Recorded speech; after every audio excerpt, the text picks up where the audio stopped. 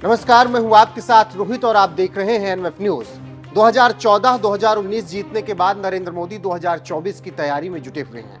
वह उनको हराने के लिए विपक्ष एकजुट हुआ है, लेकिन जिस तरीके से विपक्षी एकता में लगातार फूट दिख रही है, उससे तो साफ नजर आ रहा है कि अब की बार भी मोदी को हरा पाना बेहद मुश्किल है। लेकिन जिस तरीके से पीएम मोदी ने नारा दिया है कि अब की बार 400 पार, उसको लेकर खूब चर्चा हो रही है, क्योंकि 400 सीट जीतने का दम बीजेपी की तरफ से जब से भरा गया है, तब से ही कहा जा रहा है कि अगर बीजेपी 400 सीट जीत लेती है तो फिर वह आने वाले वक्त में देश का संविधान बदल देगी और चुनाव की प्रथा को ही खत्म कर देगी। लेकिन 400 सीट जीतना इतना आसान नहीं है।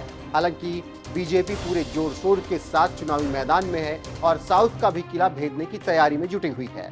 ऐसे में चुनावी रणनीतिकार प्रशांत किशोर ने जिस तरीके से हाल फिलहाल में कुछ समीकरण समझाया है, उससे विपक्ष वालों के होश उड़ गए हैं, क्योंकि प्रशांत किशोर का मानना है कि अब की साउथ में बीजेपी बड़ा खेल कर सकती है और बंगाल में भी ममता के लिए टेंशन पैदा कर सकती है।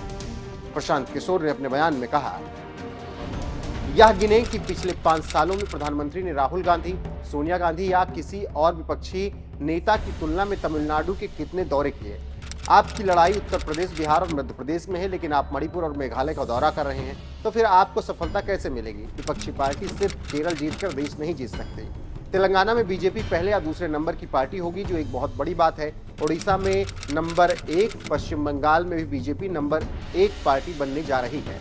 तमिलनाडु में बीजेपी का वोट परसेंट दोहरे अंक में पहुंच सकता है। गौरतलब है कि तेलंगाना, ओडिशा, पश्चिम बंगाल, तमिलनाडु, आंध्र प्रदेश, बिहार, केरल में लोकसभा की कुल 204 सीटें हैं। अब की इन सीटों पर बीजेपी ज्यादा से ज्यादा सीटें जीतने के लिए रणनीति बना रही है। 2014 और 2019 में बीजेपी यहां 50 सीट भी नहीं जीत पाई थी। 14 में 29 सीट और 2019 में 47 सीटें बीजेपी जीतने में कामयाब हुई थी। ऐसे में अगर अब की 400 सीटें जीतना है तो बीजेपी को यहां पर ज्यादा से ज्यादा सीटें जीतनी ही होंगी। वहीं प्रशांत किशोर ने विपक्ष को लेकर भी अपनी राय रखी और बताया कि उनसे कहां गलती हो रही है और क्यों बीजेपी लगातार जीत रही है। प्रशांत किशोर ने अपने बयान में आगे कहा, बीजेपी इसलिए जीत रही है क्योंकि Congress, Samajwadi party, RJD, TMC जैसे दल अपने क्षेत्र में उसका मुकाबला नहीं कर पा रहे हैं। उनके पास कोई विमर्श, चेहरा या एजेंडा नहीं है।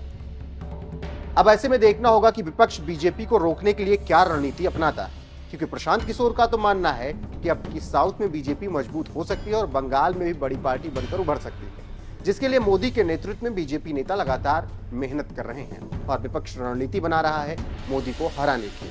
बहरहाल, आपको क्या लगता है, क्या बीजेपी 400 पार जाएगी? अपनी राय कमेंट कर हमें जरूर बताइएगा।